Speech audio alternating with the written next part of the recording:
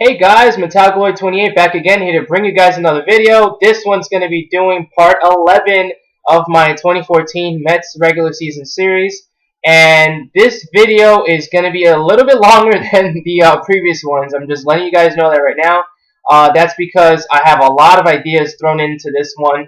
One of them is kind of like an old idea that I'm going to rehash in this video. And the other two, one of them is another idea is actually similar to the first one. And the last one is just I was thinking about bringing that last idea into a whole another video, but I figured, you know what, I can't get this off my chest. I had to get this off my chest now, so I'm just going to throw it into this video as well. So I had to throw all these ideas in this video, and that's the reason why it's going to be, such a long video. We're looking probably at 20 plus minutes, so just bear with me. It's really worth it. Trust me, I promise. Also, this is a very crucial video for my regular season series because this might be the last video I make before the very final one for this season, because right now it's August 26th. It's clearly evident that the 2014 Mets season is lost now. It's over. I've come to that point where, I admit, okay, we're not going anywhere this year, and it finally hit me. We are not going anywhere this year. It's all about 2015 now for the New York Mets. Let's just be real here. So I might make this might be the last one I make before the very final one. So I'm looking at probably making that video, obviously, at the end of September when the season is over. Or I might make one more video in between those two. I'm leaning more towards that idea of making this video, then one more, like in between the middle of September, and then the last one be the final hurrah for the season. So I think that's what I'm going to lean towards. Depending on how many people come in and view the video, we'll see. We'll see how it goes. But if not, then it's going to be a very long break. It's not going to be until another month that I come out with the last video. Then, if I don't make another one, obviously I'm going to be a lot more busy with school starting, and there's not that much to talk about in September for the Mets. I mean, that's been the norm for the last couple of years. So hopefully that's not the case. But I'll let you guys know soon. And maybe my comments down below or my responses. Okay, so most likely though I am gonna make one more video after this, and then the final one, for the last game of the season. So anyway, here we go. The point of this video, like I said, moving forward to 2015. Now, one prediction I made in my last video, which was about Bartolo Colon, seems like it's actually gonna come true. I said that Bartolo Colon, if he cleared waivers, looked like he would be going to the Angels in a possible deal because, first of all, I mean, he pitched for the Angels before, so it's not like they're unfamiliar with him. Obviously, he's a lot older now. But the Angels, I said this before Garrett Richards got hurt, that the Angels, I felt, still needed that one starter in the back end to really solidify their rotation. And they're the team that has a lot of money to absorb his contract for next year. So I felt, the Angels are a perfect match. Well, guess what? Garrett Richards gets hurt. Their best starter gets hurt. He's gone for the year, basically, and now they really need a starter. So now it's looking even more likely that Colon's gonna get traded to the Angels, and we'll see what happens in the next 5 days because the waiver deadline is on August 31st, so it's the 26th. So you're looking at 5 days. But Bartolo Colon has cleared waivers as of yesterday, so now he's eligible to be traded to any team. So now it's going to be kind of easy for the Mets to just call up the Angels, say, "Here, you want Colon? We'll basically give him to you if you decide and agree to take on a full contract for 2015. So if they do agree to that, the Mets will probably just take a garbage prospect in return, which I'm totally fine with. As long as the Angels agree to tack on the entire $11 million for next year, then we're all good. Now, why is that important? That's important to my three moves I'm thinking about that the Mets should make for 2015. Why? Because they're going to need money for these. Okay, these require money, and the Mets, do not like to spend money. We all know that right now. So, I wrote it down. Okay, I have all my notes down on what the payroll is going to look like. Like in my past videos. So, as currently constituted, the Mets payroll sits at $86 million. Okay. Now, at the end of the year, obviously Chris Young's contract is coming off the books. So you're looking at $78.75 million of the payroll for next year. If Colon is traded, which most likely looks like he is, that would bring the payroll all the way down to $67.75 million, roughly, approximately. So the Mets have a lot of wiggle room to play. They basically would have those $18 million they spend on Colon and Young, they basically have it now to spend on another free agent, okay? Possibly an outfielder or a shortstop. Now, let's go through the three options, the three ideas that I have for this video. Number one is going to be the first option, and it's going to be one that I had stated previously in another video, and that's the shortstop left field situation after getting Colon traded away would be to fill shortstop and left field by a free agent signing and a trade. How is this going to work? Okay, the Mets call up the Cubs and they ask for Starlin Castro, okay? And we're not sending Syndergaard, we're not sending Wheeler. We're going to send a bigger package but with lesser prospects. It's going to be headlined by Rafael Montero. You send Dylan G as well. You send Steven Matz, who's the lefty prospect that's probably going to be really good. And then you send catching prospect Kevin Plawecki, all for Starlin Castro, okay? That would get it done. I think that would get it done, for sure. So that's the first move. And then you would sign left fielder Melky Cabrera to like a 5-year, $75 million deal. That would get it done. So now, and then after that, you would sign closer Houston Street, 3 years, $27 million. That would get it done. So now with the payroll for all those moves, okay? After Young and Colon's contract off the books, with the Castro trade, you're shedding $4 million from the G contract, the Montero contract, Plawecki, and Matz all combined is like roughly $4 million in money. Then you're tacking on $6 million that's owed for Castro for next year. The Mets payroll only bounces $2 million up to $69.75 million. That's an amazing fucking deal right there. Then you got to add a big chunk now. You got to add $15 million for Melky's contract. The payroll bounces up to roughly where it is right now, $84.75 million. So a little under 86, which means the Mets will have some wiggle room to add another potential bullpen piece. Because I don't know about you guys, but this is my thing. Henry Mejia has been okay this year, and I know Bobby Parnell's coming back. But what are we really going to expect from these two guys to potentially close for the Mets next year? Parnell's coming back from a devastating neck injury. Mejia's been very inconsistent, even though he was good at first. He gives up runs, okay? He's like Rafael Soriano in closing. He fucking gives up runs. And I don't know if I really trust Mejia to be that closer for the future for the Mets. And Familia, I still think, even though he's really good now, I don't think it's fair to throw him in the closer role just yet.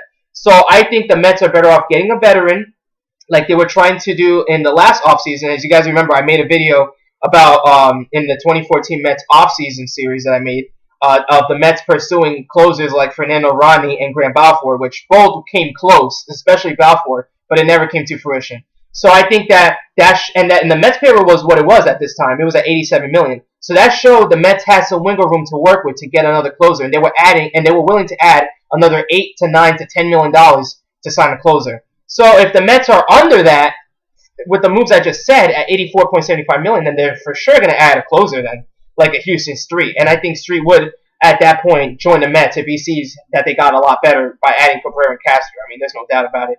The Mets payroll would then jump up to $93.75 million, and then with the arbitration raises for guys like Daniel Murphy, Lucas Duda, Laguerre, Darno, I would predict the payroll to be around, the final payroll to be around approximately $105.75 million. So that's calculations from what happened this year. It was around $12 million in arbitration. So we're gonna say it's around $12 million again. Let's just say 105 is very reasonable for the Mets. That's option one, and I want you guys to comment about what you guys think about those moves. Those are very realistic moves, and then the lineup, the way it would be constructed, if those moves were to be made, it would either be number one, Granderson leading off, Murphy batting second at second, Wright batting third at third, Castro will be your cleanup guy at short, Cabrera will probably bat fifth in left field with Duda batting sixth at first base, or vice versa, and then for sure Darno seventh, Laguerre's eighth in center, and then the pitcher spot. Okay? Or, here's another thing, if Daniel Murphy gets traded to shed his payroll, to shed his contract, the Mets can bring up Dilson Herrera, okay? And that would move Granderson down to the 2-hole, which is what they were thinking about doing this year. Laguerre can finally lead off, and then you'd have Laguerre, Granderson, 1 and 2, Wright third, Castro cleanup, Cabrera 5th or 6th, Duda 5th or 6th, Darno 7th, and then 8th would be the second baseman, Dilson Herrera, when he comes up. Flores would probably be the placeholder until Dilson Herrera is ready to come up, maybe May or June of 2015. So that's a possibility. That's option one, okay? Option two is very similar to option one, but many of you guys think it might be a little bit better than option one, okay? And is maybe more realistic of happening. A lot of reports I've been reading online lately have said that if the Mets are going to trade, are going to do two things when it comes to trading anybody, it's these two things. Number one, if they're going to trade a top prospect like Zach Wheeler or Noah Syndergaard, then you're not going to do it for Starlin Castro. they're going to have to do it for a guy like Troy Tulowitzki or a guy like highly touted prospect Addison Russell or Javier Baez from the Cubs. Those are probably the only three guys the Mets are willing to trade for when it comes to shortstop, to trade Wheeler or Syndergaard away. They're not going to do it for Castro, and I honestly don't think they should do it for Castro. Why? Because both Baez and Russell have more upside, more of a ceiling, if you may, than Starlin Castro. Okay, Baez has the power. He doesn't have the average. He has that huge monstrous swing. He's not really great defensively, but he's extremely young and he's owed like nothing. Addison Russell is like an amazing defensive shortstop. Okay, way better than Castro and Baez. He has the bat potential of both of them. Okay, maybe Baez. He's younger than both of them as well. He makes nothing. Okay, so that's another option. Troy Tulowitzki, what more can you say about him? He's the best shortstop in the game when healthy. However, he's not healthy, and he's making a ton of money, $20 million per season. So, for like the next 3 or 4 years, I believe, or 5, I don't even know. So, the way I'm going for option 2 is instead of going to the Cubs and trading for Starlin Castro, you trade for Addison Russell. However, here's the package you give him, okay? Obviously, this counting after Colon and Young's contract off the books. The Mets trade Noah Syndergaard, Dylan G, and Kevin Plawecki to the Chicago Cubs for shortstop Addison Russell, okay? That will definitely get it done for Addison Russell. And then you sign left fielder Melky Cabrera to a 5-year, $75 million deal. And then you sign closer Houston Street for 3 years, $27 million. Now, what's going to happen is the rotation is going to get gutted hard with Syndergaard not being there. Because I know he's not there right now, and he's not going to be there until 2015, most likely. But Syndergaard was really supposed to be that number 3 guy behind Harmon Wheeler all along. However, the key in this move is the fact that Jacob deGrom is pitching the way he's pitching. Since Jacob deGrom was first looked at to be a back-end rotation guy or possibly even a guy coming out of the bullpen in long relief or middle relief, that's what his projection was. But since he is so far his expectations for this year and has become like a really good pitcher for the Mets, and it doesn't look like he's slowing down at all, he is now turned into what Noah Syndergaard was supposed to be, probably, at least the start of the career for the Mets. And that is a true number 3 guy behind Harvey Wheeler. deGrom has now got into that argument for sure. He's got into that discussion. He is now looked at as a number 3 guy for the Mets. So now, with him becoming this good, it's been a blessing for the Mets because now it makes Noah Syndergaard even that more expendable to be able to get traded for another need the Mets need, which is shortstop or left field. Most likely shortstop. So it's not that big a deal now that Syndergaard's traded away because deGrom has been that good this year, and obviously you have Harvey coming back. So it's more expendable. So you trade those guys. Now with the payroll would be even lower by a little bit because Addison Russell doesn't make anything. Okay, in the trade you're shedding $4 million still because G's contract is like $3 million, and then $1 million combined for Noah Syndergaard and Plawecki. Okay, let's just say, and then like $1 million, roughly $1 million for Addison Russell. So they cancel each other out. So it's really just a $3 million deduction. Under $67.75 million after Young and Colon's contracts are off the books. So after that trade, the payroll will be at $64.75 million. Plus the $15 from Melky's contract, it would rise up to $79.75 million. You have a ton of wiggle room then at that point to sign a closer like Houston Street for another $9 million. The Mets payroll would be at $88.75 million after all 3 of those deals. And after the projected arbitration, the Mets payroll would be roughly around $100.75 million. That is extremely reasonable, and I think that's the route the Mets are most likely going to go in. And that's the one I'm going to focus mainly in this video, is that option 2. What do you guys think about that? Please comment below on option 2. What do you guys think about the Mets doing that? Addison Russell is worth it for Noah Syndergaard if he's projected to be what everyone is saying he's going to be. Let's look at his stats, okay? Right now, in the minors, he is at the moment in Double-A for the Chicago Cubs.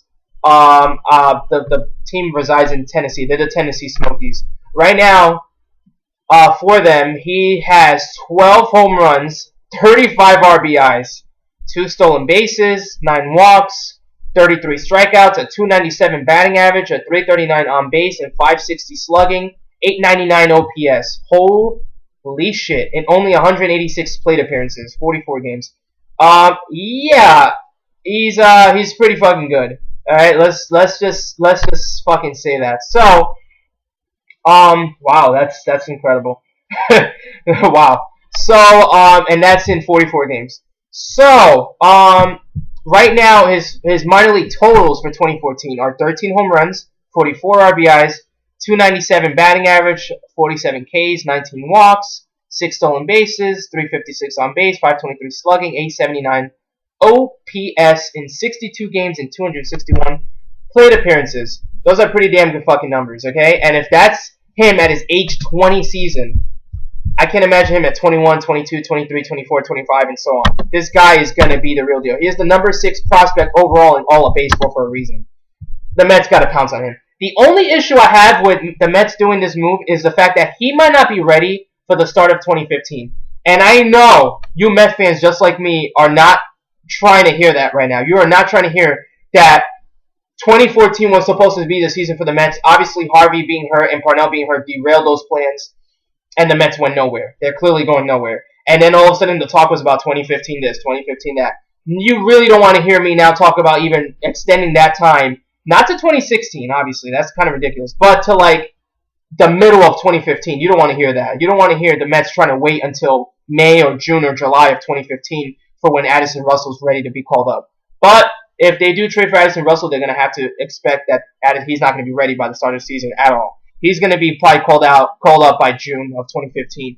In the meantime, what they can do is have either Wilmer Flores or Matt Reynolds, who's another infield shortstop prospect the Mets have in the system, be the placeholder until Addison Russell's ready. Now, the lineup is going to look like this. It will be Granderson leading off, Murphy second, right third, Duda cleaning up at first base, Cabrera batting fifth in left field, d'Arnaud batting sixth at catcher, Juan Lagares is batting seventh, and then eighth would be Wilmer Flores as the placeholder, okay? And then when Russell comes up, most likely he'll be batting seventh in front of Lagares, okay?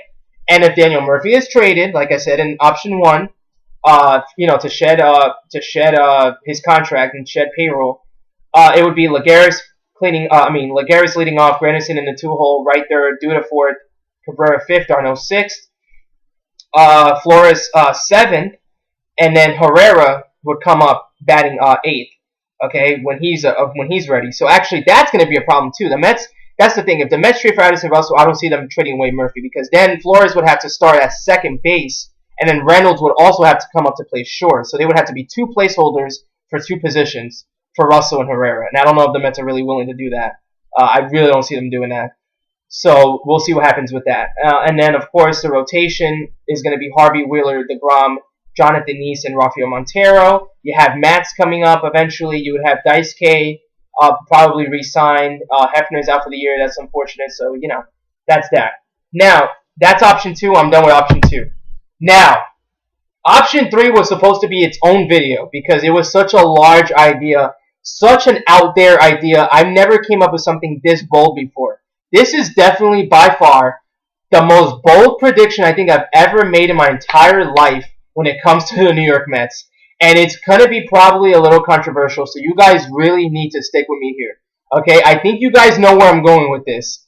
Okay, I'm laughing even before I said it, but here we go. Option 3, the biggest fucking not possibility, but the biggest prediction I'm going to make, and the biggest long shot of all of them. But you never know with the Mets, okay? Now, the Tigers did something similar to this before.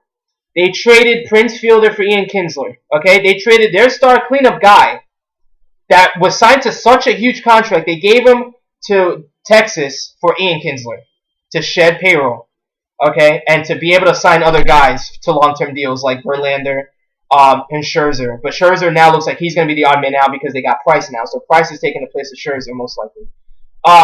Where am I going with this? Okay, well let's just get to it. After Colon and Young's contract are off the books, assuming Colon is traded, and the Mets payroll is at $67.75 million.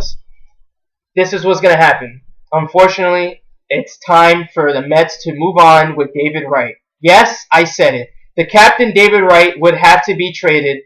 He is struggling mightily this year. Mightily. He has 8 home runs, 58 RBIs. He's batting under 280. He has a ton of strikeouts. and he has a shoulder problem apparently this year. Maybe it's just an aberration that he's just having a bad year because of his shoulder, and he's playing through it. It's possible, but he's 31 years old.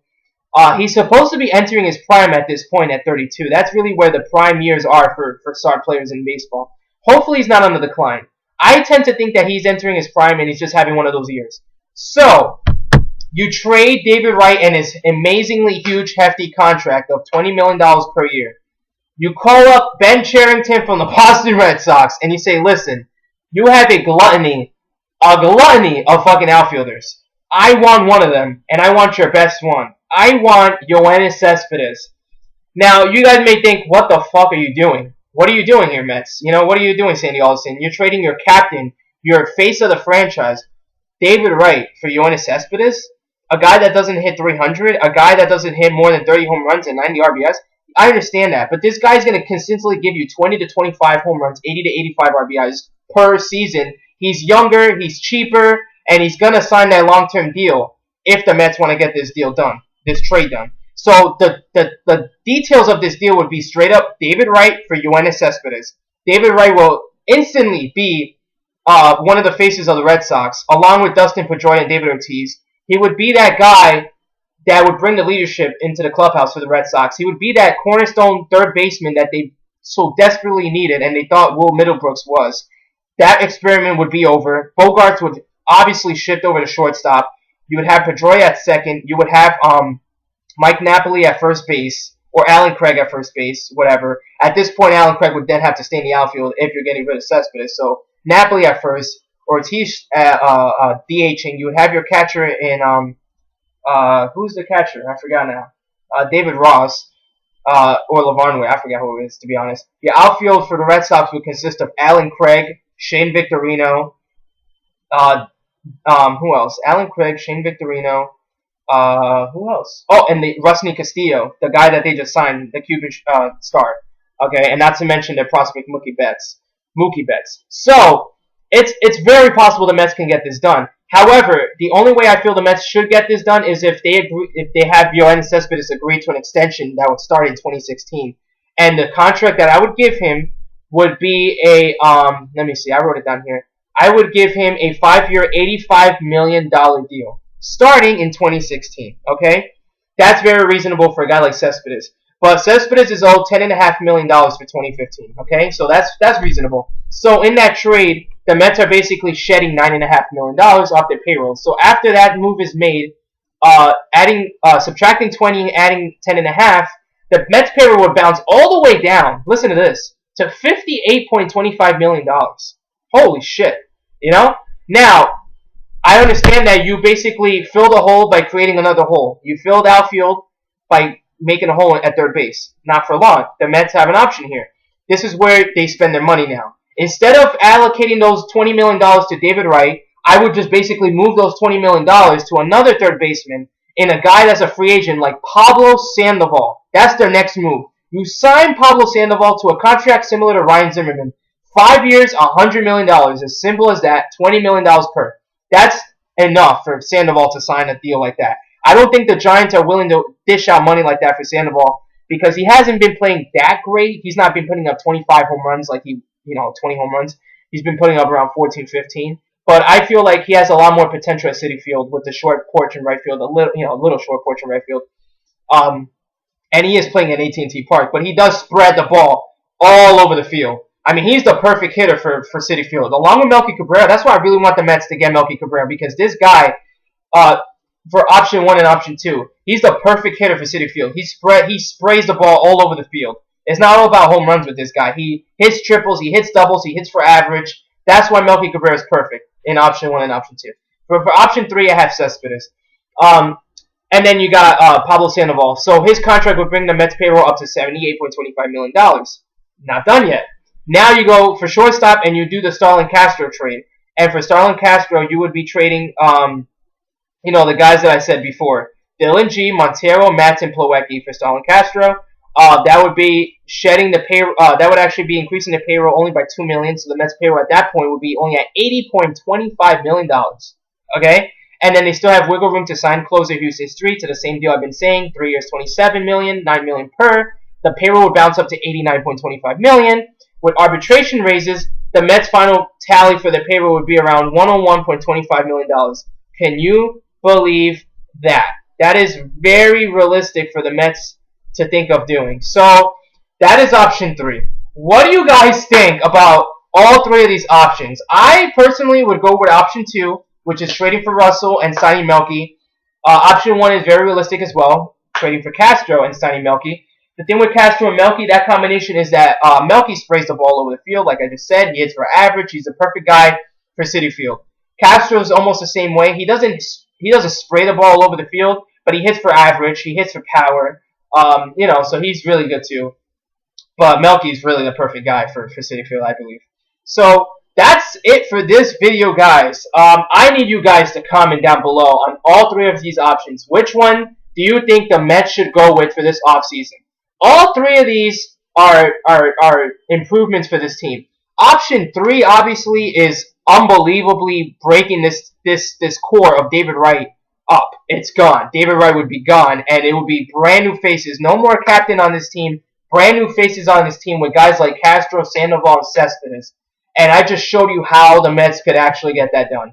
Unbelievable. When you first think about it, you're like, how the fuck are the Mets gonna get this done? There's no way. You're out of your mind. But when you really think about it, it's actually possible the Mets can get these moves done. But option 1 and 2 obviously more reasonable and more realistic. So I need you guys to comment down below on this video. Like I said, I will probably get one more video out before this, and then that will be my penultimate video for the 2014 Mets regular season series.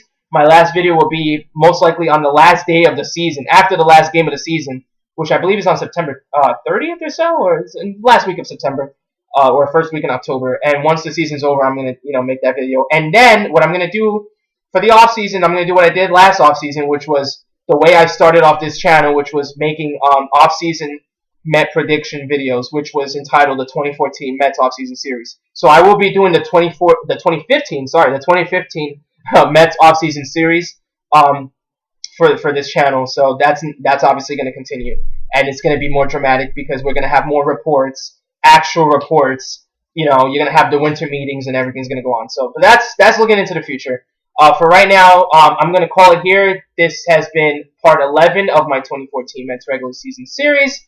Until the next video, I'm gonna probably release that video roughly 2 to 3 weeks from now. I'm gonna take a little break. This video was only a week after my last one, which was like the first time I've done that in this entire series. So I needed to get this one out there because I wanted to get this done before the waiver deadline. So yeah, most likely my next video, I'm probably gonna do it around the 2nd week of September, and is gonna be talking about the waiver deadline that passed obviously by then. If not, I might do it closer to the waiver deadline, like maybe right after, maybe the 1st week of September, or no, you know what? No, the 2nd week of September is fine. I'll do the 2nd week of September. Most likely by then, Colon will either be here or he'll be traded. We'll see what happens. I'll discuss other waiver deadline moves that happen, particularly with the Mets, and any other rumors I hear that could happen for 2015. So that's it for this video, guys. I'm calling in here. Until the next one, I've been Metallic Boy 28. As always, I'm out. You guys have a great day.